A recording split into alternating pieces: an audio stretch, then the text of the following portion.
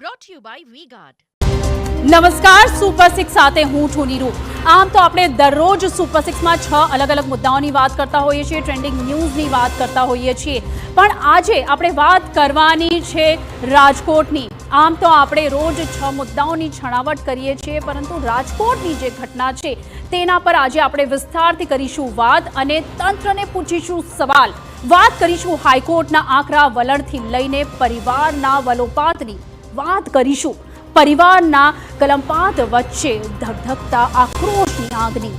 આવો સૌપ્રથમ નજર કરીએ રાજકોટને લઈને 6 મહત્વપૂર્ણ મુદ્દાઓની।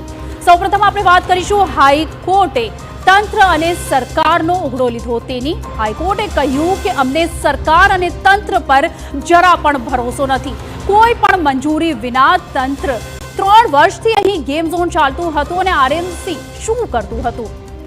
બીજી તરફ આપણે પીડિત પરિવારની પણ ધીરજ હવે ખૂટી રહી છે અને ત્રીજા દિવસે સ્વજનોની ઓળખ ન થતા લોકોનો આક્રોશ આસમાને છે।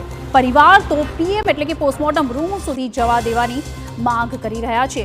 ત્રીજા મુદ્દામાં તમને એવા દ્રશ્યો બતાવીશું જેમાં રુદન પણ છે અને લાચારી પણ છે, જેમાં દુઃખ પણ જોવા મળે છે અને પીડા પણ છે। તમને જોઈને આઘાત પણ લાગશે અને આક્રોશ પણ આવશે।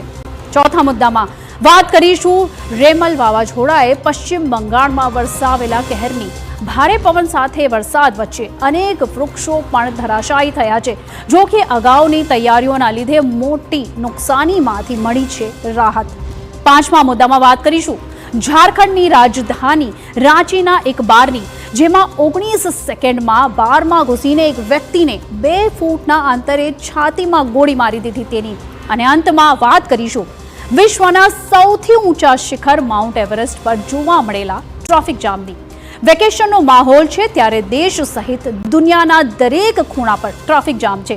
વિચાર કરો, એવરેસ્ટની ટોચ પર 200 લોકો પહોંચ્યા અને પછી શું થયું તે આપને બતાવીશું।